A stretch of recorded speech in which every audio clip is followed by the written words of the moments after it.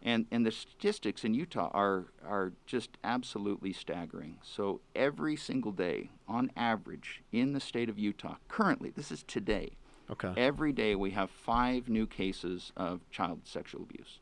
Wow. Every day. And those are reported cases. So, if you think, well, how many are being reported? 10%? 5%? 1%? So we have this sort of mini epidemic.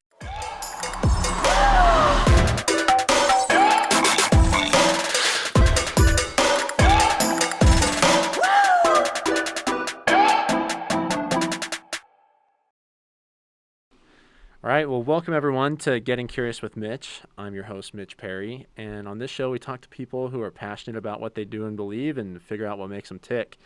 Today I have another awesome guest by the name of Steve Waldrip. He's a representative for the Utah House District 8. I got that right, You got that right. Okay. And tell me, what geographical place does that cover in Utah? Yeah.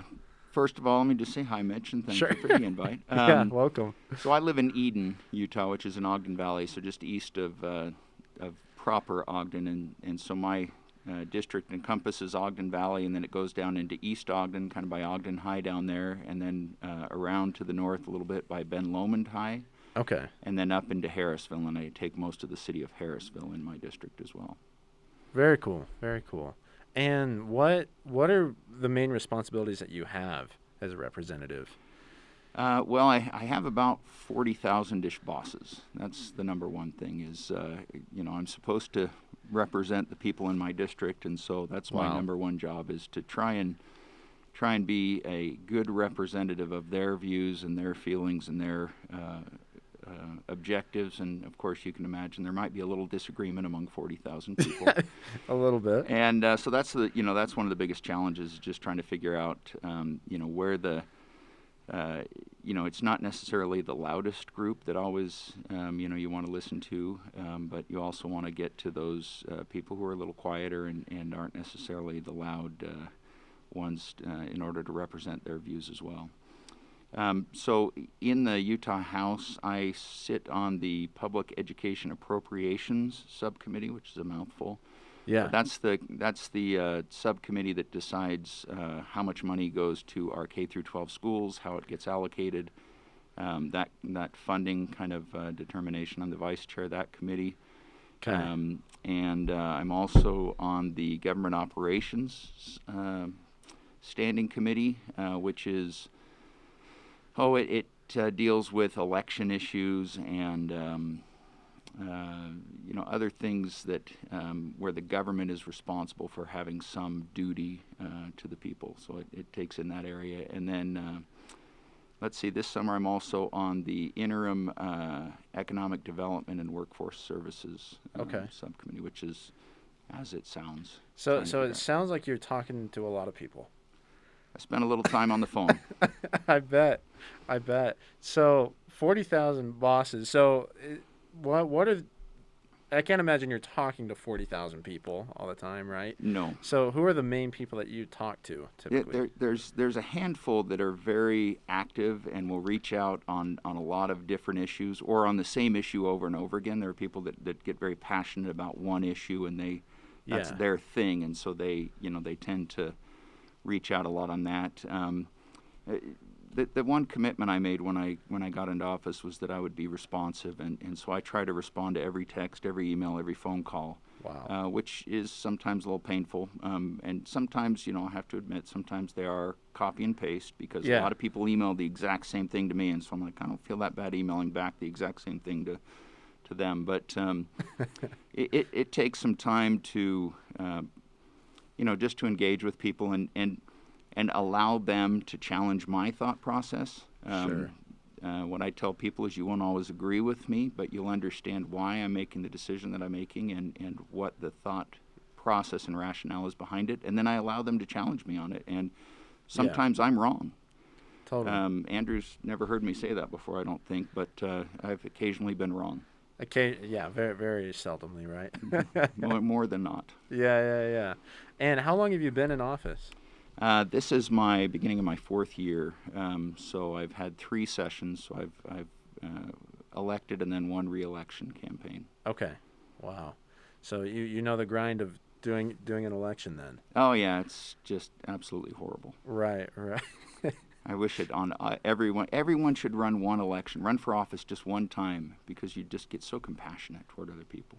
I believe it for sure. And when did you start getting involved in politics? And I think people should know too. You were telling me before as we were walking in, you were kind of going a different route career-wise, weren't you? As far as education and what you're doing, right? Yeah, I never thought I would be doing what I'm doing now. My background, I did an undergrad degree at BYU and then got a law degree, and then did a master's in tax law. Practiced law for 9 months after all of that schooling and decided that was not the life for me.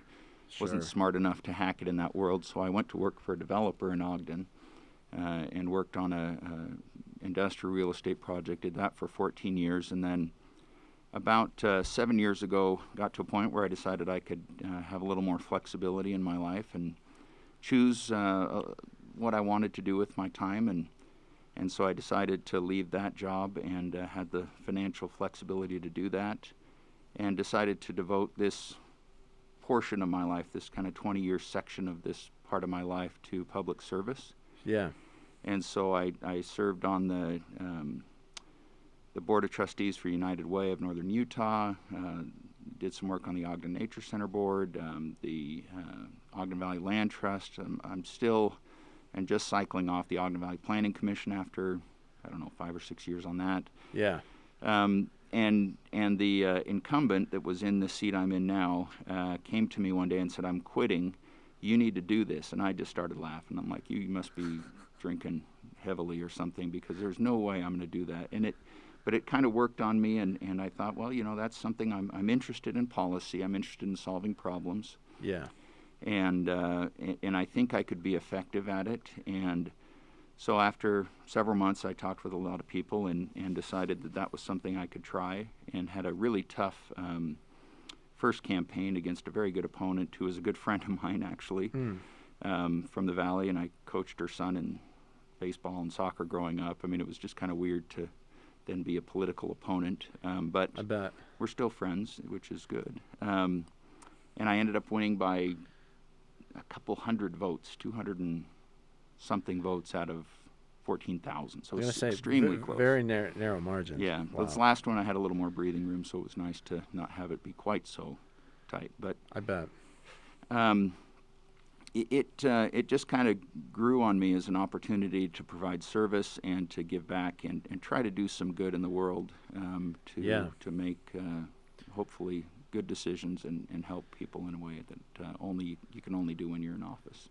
For sure. No, and it sounds like it is. And I do want to jump in, talk about different things on your platform and things that, you are really pushing. But I'm curious, what got you, what made you feel so informed enough to feel like you could make a difference? Were you pretty well read with political current events, or what made you think I could probably you formed your opinions and then I jumped think in? You have to have a certain level of arrogance probably and self-confidence in order to feel like you can jump into that arena and make a difference in politics, and I suppose I have a little bit of that. But I do try to pay attention. I do try to be informed. I spent my younger years, I was a Republican from when I first voted when I was 18 until sometime in my 30s, and then I got so tired of the acrimony in national politics particularly that I became an independent. I just said, I hate them all. I don't like any of them. I don't want to affiliate myself with any of them, and Sure. just kind of put them out there. And spent several years, maybe 8 years, 10 years as an independent politically. But then I got back engaged in local politics because there were some things going on in our county that I felt passionate about. There was a county commissioner that I really wanted to support because I thought she was a great leader and a good person and wasn't being treated the way that I felt like she should be treated. So I said, I'm going to abandon all of my principles and re-register, become a delegate, and get involved locally. And so that's how I got back into it, and that's where I got kind of sucked into this path now. So it really was you were just keeping up on some local current events and policies that were wrong, and you're like, you know what, I have enough connections that I could probably make a difference. Yeah, I felt like I could support her and help her in that, and then that just kind of got me involved, and I got deeper and deeper, and here I am now. Yeah, totally. That's awesome. And since you've gotten in up until now, what are some of the main things locally or political issues that are really hot, or things that you are really kind of pushing for at the moment? That's a good question. There's always a lot of different places you can spend your time, especially in politics and in policy work. I'm serving right now as the chair of the Commission on Housing Affordability for the House side. There's a Senate chair as well, and so our task is to try and craft policy that helps with housing affordability and attainability in Utah. Okay. And if you're in the buyer's market for real estate right now, you understand what's going on. Our real estate market here in Utah is going absolutely bananas. Our median home price in Utah over the last year has gone up $100,000 roughly, from $300,000 to $400,000, and wages obviously haven't risen at that same rate. So you kind of see the housing prices go up and the wages don't keep pace, and so the gap between what people can afford and what the reality is in housing has grown. And a lot of people are being, frankly, left out of the housing market. And young people particularly have a hard time getting started, because you have to have a down payment, you have to have credit, and you have to be able to afford an increasing payment even though interest rates are really low. So that's one of the things I'm focused a lot on right now is how do we how do I say this? How do we create a market situation where housing remains affordable? And it's really challenging, because we've seen, and you can go to any big city, go back east, go to New York, go to Philadelphia, Atlanta, you have, quote unquote, the projects where a government comes in and builds a project, and that project becomes, for lower income individuals. And what happens just by virtue of the economics of it, because the rents are artificially low, in order for people to be able to afford them, then there's no incentive from the free market side to keep improving it and putting money into it, and so the condition continues to deteriorate, and it just becomes a self-perpetuating cycle. So we need to avoid that. I mean, that's not the direction that we need to go in Utah. So we're trying to look for ways where we can encourage good behavior in a free market system, and it's tough. For instance, right now there are two major fights going on in two cities in Utah. I'll just use as examples. Sure. In Orem, there's a multi-story, multi-family apartment complex that a developer's trying to build on State Street, and the community around that area has decided that that's too much density for their liking, and so they're fighting against that particular development, saying, "Not in my backyard. Go put those people somewhere else." We don't want them here. Taylorsville's got the same condition right now. Where so generally what we've got going on is local zoning, which is controlled by cities and in certain respect counties, but those cities are governed by city council people and mayors that are locally elected. Yeah. And so when the people that elect them say, "Hey, we don't want you to put any affordable housing in our neighborhood, because it leads to these, undesirable results, crime, traffic, overcrowding, all of those things that come with density." Yeah. Those local officials are saying, "Hey, I have to be responsive to these people that elected me, so I'm going to say no."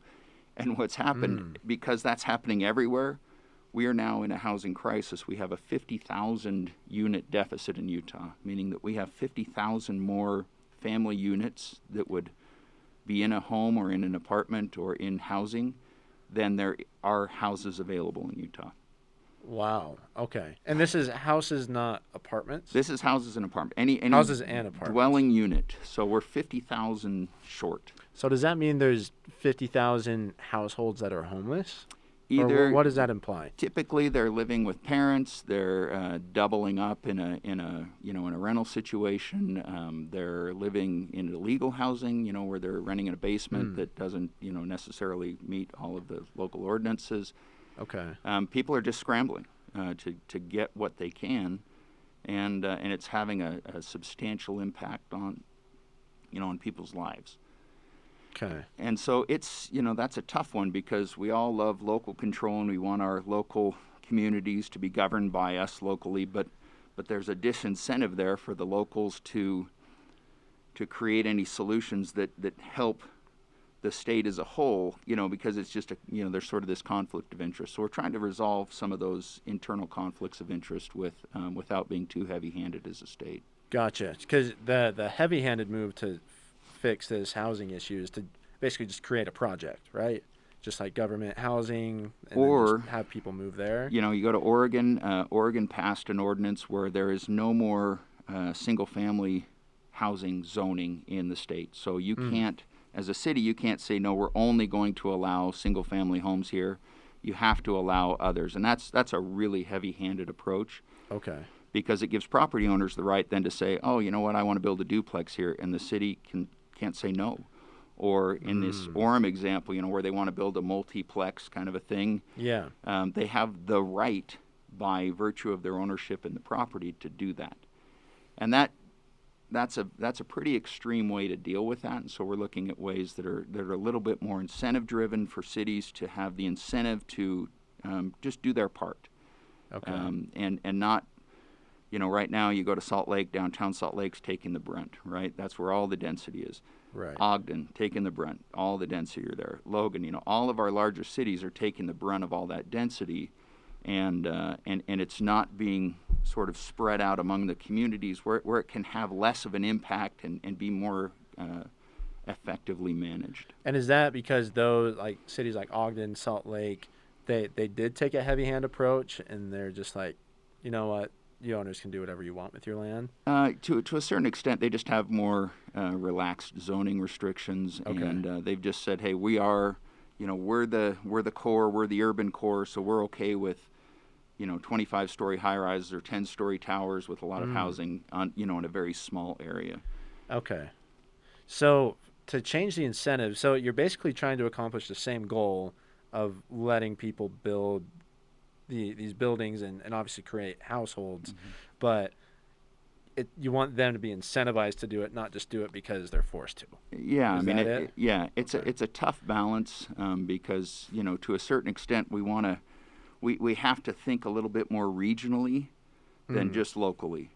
A local municipality, a small city will focus on their best interests only, and their neighbor is going to do the same thing, and their neighbor is going to do the same thing, and so nobody is willing to step up and be the one that takes the hit for the other communities. Okay. And so we have to do a better job of thinking regionally and saying, okay, among you 4 cities, here's your allocation of housing. You guys need to step up and figure out how to solve, and create housing for this many people in this area, and give them an incentive to work together to accomplish that, instead of pitting them against each other and saying, well, if you do it, then I don't have to. And Okay. there's a winner and a loser in that scenario. That makes sense. So what do those incentives look like then? One of the things we're looking at is impact fees, where you have developments and cities that are coming in, and in order to do higher density housing, you have to improve infrastructure. You got street improvements, you've got utility improvements. So we're looking at setting aside a pot of money for cities to be able to draw from. If they meet certain requirements and do that, take that plunge, then they'll have access to some additional capital to offset those costs. Okay. And they can spend it on a park, they can spend it on other things, but it gives them a reason to want to behave responsibly, I guess. Okay, it's almost like you're incentivizing them to do self-care, kind of like you're saying, look, if you guys build better streets for yourselves, we'll give you more money. Yeah, that's it. Yeah, and it makes sense. I mean, if you pick any family that's in a single-family residential neighborhood, you wouldn't want to Walmart right in the middle of your residential neighborhood, and True. people don't want big condo developments right in the middle of their residential neighborhood. So we just have to think more strategically about where those things make sense, and not just say, we don't have the luxury anymore of just saying, no, I'm not going to do that ever, anywhere, go away. Yeah. We live in a, the Wasatch Front is a what do you call it, a bobsled track. You got this lake on one side and the mountains on the other, and there's no more land that's going to be created in that corridor, and we're to the point now where we've maxed it out. We've maxed out our single family, and we're pushing out in various different directions. We go down south of Provo now, that's booming. Eagle Mountain is booming. We're just pushing development further and further out, and that has significant impacts on traffic, on air quality. We're adding vehicle miles. We're adding cost for roads. It becomes a net negative to our state if we don't get more strategic about our planning. So with that planning, because it sounds like with all these other places being built up, there's they're fulfilling that need of creating housing, though, right? So why would that be bad as opposed to just creating more housing within these cities already? Sorry, I'm not sure I understand. Are you talking about Salt Lake and the larger cities, or are you talking Well, you were about just saying how Utah has kind of expanded, right? Mm-hmm. And it kind of sounded like you were saying that that's a bad thing, or that they've handled that poorly. Well, but you're saying also that there is a housing crisis, and we are trying to create more homes. Yeah, we've done what naturally happens, right? Is you just keep going out and out and out and finding, farms essentially that you now convert to housing. Go to any former farming community, and you'll find that it's largely housing now anywhere along the Wasatch Front. There's very little farming left along that corridor, and so that's just sort of the natural progression of things. But if we simply allow that to continue on, we're just exacerbating a lot of the problems that we're dealing with along the Wasatch Front, which is traffic and air quality primarily. True. No one needs to be told how lovely traffic is. Or air quality. But, when you look at air quality, air quality is the one thing I think that everybody can rally around, because it cuts across every demographic profile. It doesn't just affect poor people. It doesn't just affect people living on the bottoms of the hills. It affects everybody equally, and it has massive health impacts on children, on education achievement. There's a ton of studies, and so if we don't get just a little bit wiser in how we approach these things as a state and as a region, if we leave it to just be chopped up into little pieces and try to pretend that that's going to solve the problem, we've seen what happens over the last 40 years. Yeah. It'll continue if we do nothing. So you're saying that there just needs to be more attention to planning and where to put these housings. And it sounds like you're saying that we should put this housing, or that more high density housing should be a thing. Yeah, it has to be. That is just the bottom line. The latest census numbers came out. Utah was the fastest growing state in the nation. And the 10 years prior to that, we were, I think, number 3 or 4. We're not slowing down. We're not generating any more land. People are moving here for a very good reason, because this is a great place to live. Yeah. And we're not going to stop that trajectory anytime soon. We still have a high, relatively high birth rate, so we're also generating our own internal growth in addition to the attraction, that we're bringing from elsewhere. So the problem is not going to go away. The problem is simply going to get worse. And if we don't get ahead of it, what happens as a result of all of this is the shortage of housing that continues, these 50,000 unit shortage, just creates a supply and demand response that elevates pricing, which is exactly what we've seen over the last 12 months particularly, but it's been going on for several years now. And so now you're not only are you not creating enough housing, but you're making what's there more expensive and less attainable. And so then the normal people, the teachers, the firefighters, the police officers, just the blue collar workers, and even white collar workers are now being priced out of the market, and they're forced to rent. And so if you're a renter your entire life, you don't save money in that house in equity that you're building up over the years. And that is the number one way we've built up our country's financial basis by property ownership. Right. And so as that declines, and just a side note, we have the lowest home ownership in the United States since Lyndon Johnson was president. I don't even know if you know who Lyndon Johnson is. I just know he's a president. He was a president back in the Vietnam Yeah. era. I mean, we're Right. at the same point in home ownership that we were back in the Vietnam era. Wow.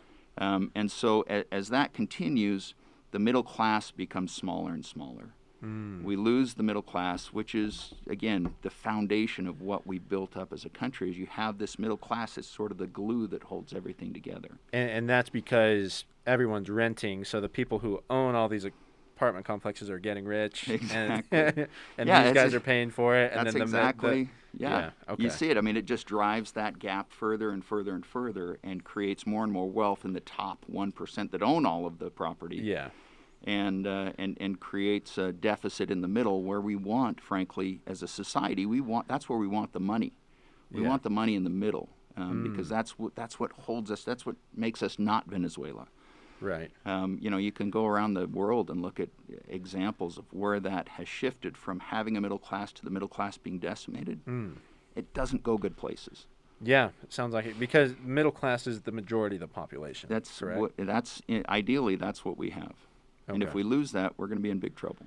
Yeah, I believe it. So I guess just to tie that back in, so this whole push to incentivize cities to have more high-dense housing is so that more people in the middle class can have houses. Yeah, I mean, we won't keep driving that price increase higher and higher and higher, where it becomes less and less affordable. Even rents are becoming less and less affordable. I mean, we're widening that gap right now. We need to shrink that gap between what people are making and what they can afford, and continue to make housing attainable for the majority of our people. Okay, so if the population is less dense, then prices are going to go up. Yeah, if we keep doing what we're going to do, we're going to continue to have happen what happens, right? And what has happened. I think that's what's the old saying? Insanity is doing the same thing over and over again and expecting a different result. Yeah, right. And we're behaving a little bit insane right now, but we can fix it. Well, that's so interesting, and that just shows how uninformed I am, because I had no idea that was going. I know that place is growing like crazy, Yeah. but that's really cool. Well, now you're informed. Now, see, now I know. You go talk to people. Say, come on, people. I know. Well, and I know we don't have a ton of time, but the other subject that I wanted to dig in with you, I know you've had a push for sexual education in Utah. Is that correct? Yeah, so the last legislative session, a colleague from the other side of the aisle, Representative Carol Spackman Moss, introduced some legislation that would have introduced into our current sex ed curriculum a few things that I thought were tremendously valuable for our kids to learn.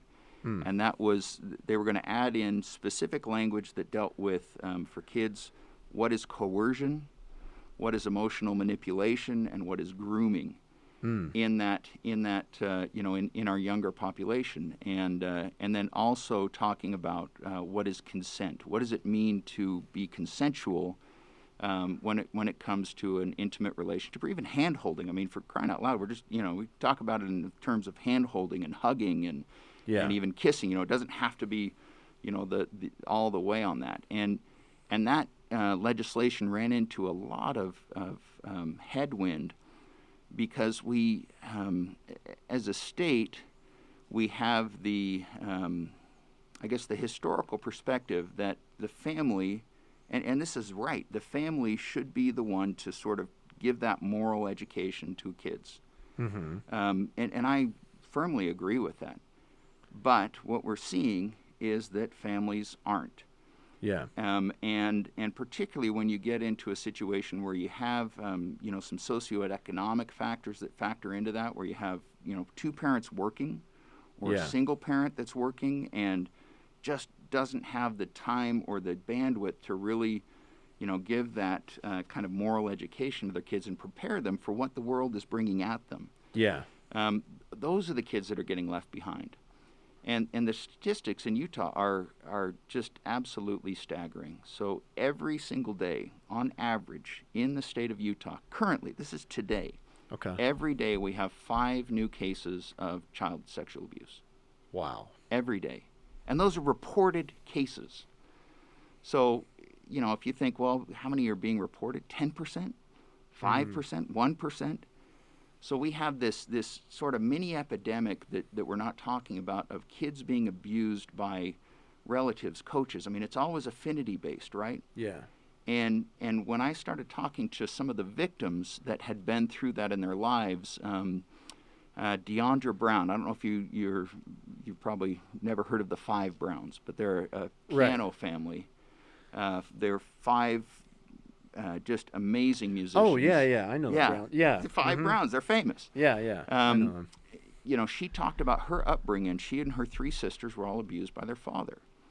And when they finally kind of came to that and they talked to each other, and this is in their late teens, they finally started talking. The sisters started talking to each other, said, me too, me too. And they finally came out with it, and it became a big media firestorm because they were, celebrities. And she said to me, if I had understood what was going on, that could have saved me. If I had understood what grooming is, if I'd understood what emotional manipulation is, if I just had that vocabulary, then that might have allowed me to speak up earlier. And so that's what concerns me, is that we have, by any objective standard, we have a problem in Utah. And it's as bad as anywhere in the country. We're no better than anywhere else in the country in this space.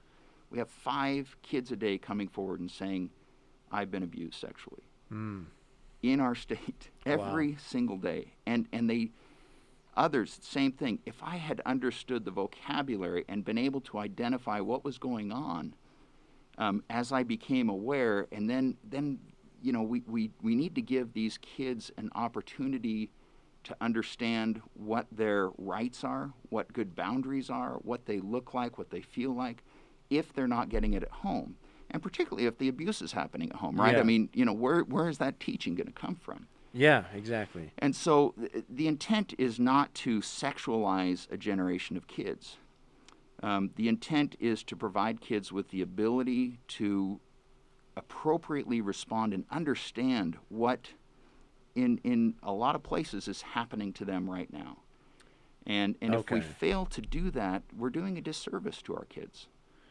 Gotcha. So it's this idea. So the main pain point that you're talking about, there's way too much abuse going on, and a lot of that can be avoided if kids can be educated on knowing like what is wrong and what is right.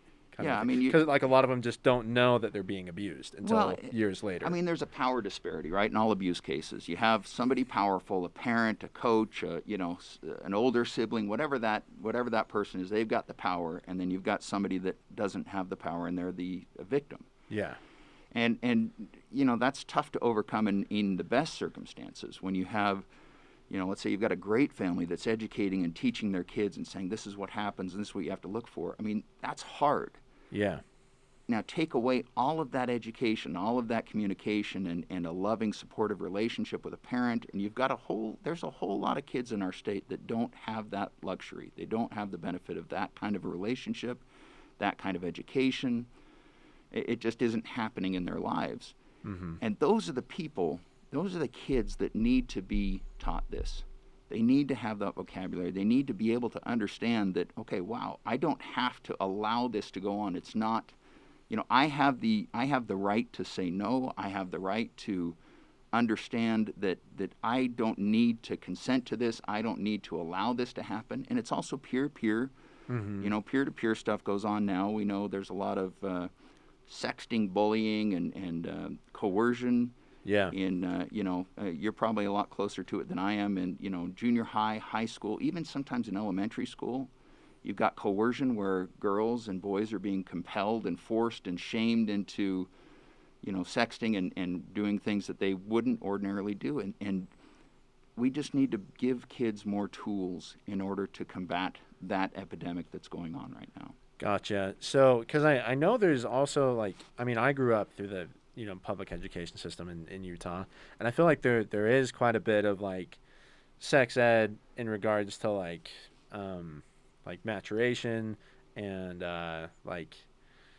I don't know, like a lot of puberty The stuff, birds and the right? bees, That's right? birds and the bees. Yeah, like I feel like that's most of the conversation It is. in school, isn't it? Mm-hmm. And so you're just saying that that just needs to be added upon, Yeah, I mean basically. the basis of our sex ed curriculum right now is really that the birds and the bees, and then we teach, and I think appropriately we teach refusal skills.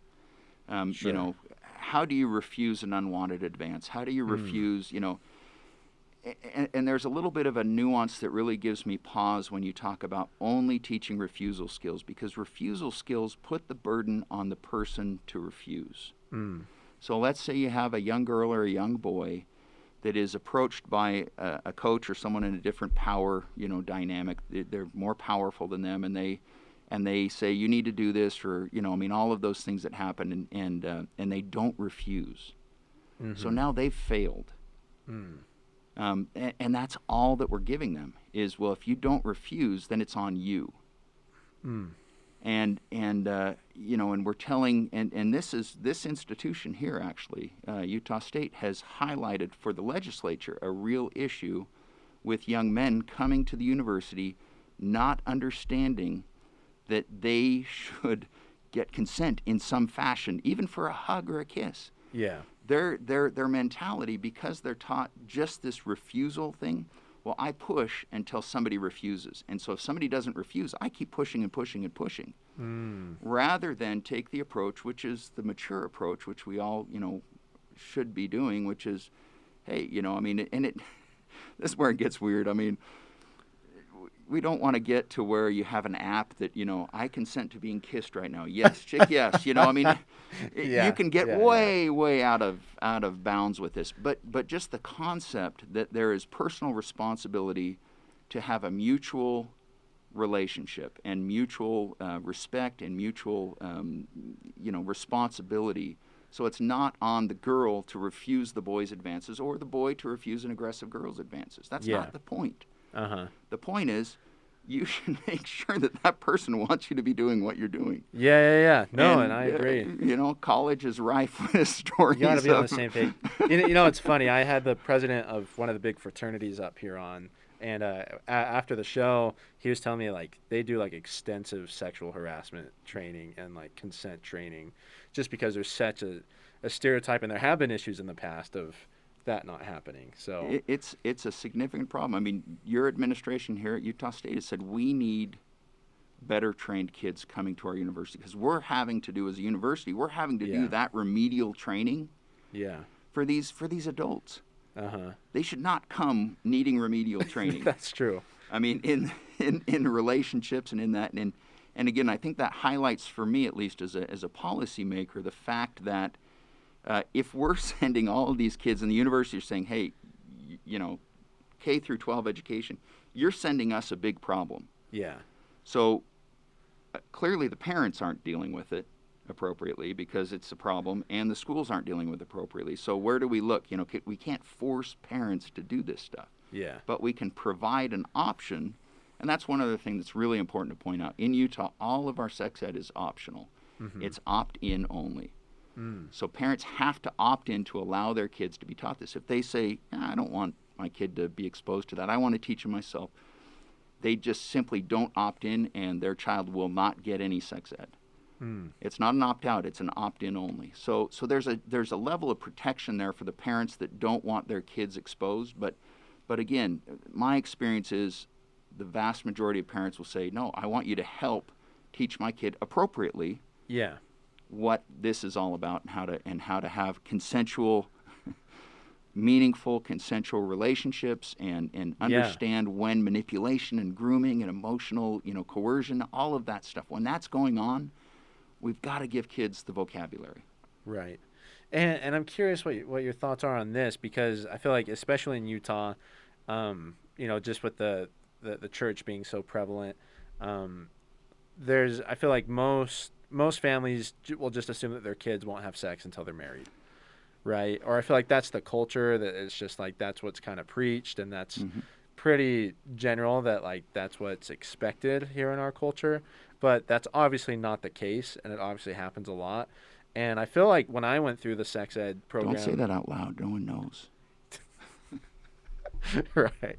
But I feel like when I was in 8th grade talking about this, like that's what they preached is just like don't have sex until you're married and then you won't get STDs. Right. Right. It is. But It's an abstinence-based education. Yeah. exactly. So do you feel like there should be a change? And I don't maybe it has changed since I've been in 8th grade. It's been a while, but do you feel like there needs to be more training on like just like safe sex kind of stuff? That's a tough one. I think that's a different area than where I'm at as far as policy goes. But I think that the opt-in nature of sex ed, I think, allows for us to be a little more comprehensive. I mean, again, I was a teenager once. It's a lot less Sure. far back for you, but kids, we're not introducing sex to kids that they aren't already thinking about. I mean, Exactly. that's kind of where I come back to, like, okay, are we if we talk about consent, are we all of a sudden telling kids, holy cow, you mean I can consent to this? Yeah. I don't have to refuse. Oh, whoa, this is a game changer for me. I mean, it's insane. Yeah. I mean, kids know they're thinking about it already. They're doing it already. Our teen pregnancy rate in Utah, we're number 13. I mean, we're not great. Yeah. So it's happening, and my personal feeling is that we have to teach and talk about the ideal. What do we really want to have happen? But when we come to legislation, we have to legislate to what's real. Mm-hmm. If we fail to legislate to what's real and take the Pollyanna view that nothing bad is ever going to happen, kids aren't getting abused, we're failing in our duty to protect those kids and those individuals and give them the tools that they need. So you can't make policy off of ideals. It's off of reality and where you want it to go. I mean, it'd be great if we didn't have to talk about kids being abused. Mm-hmm. That's just not the reality. I mean, we can teach that is wrong, and we do teach that is wrong, and any religious, any moral standard, that's wrong, and we teach that over and over again, and yet it's still going on.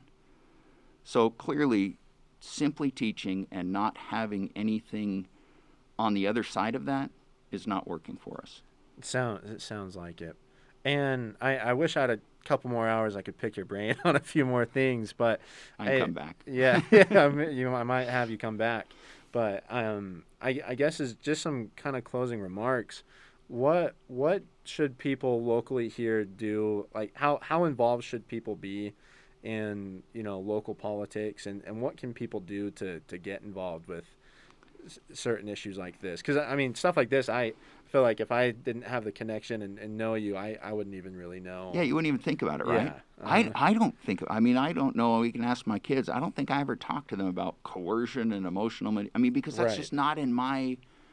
I don't think about it. And most people don't. And so, we have to think beyond just our own little experience and understand that this is going on in the world, and we have to prepare kids for it. Exactly. To answer your question, I would say what I've observed, and it's becoming more and more irritatingly prevalent.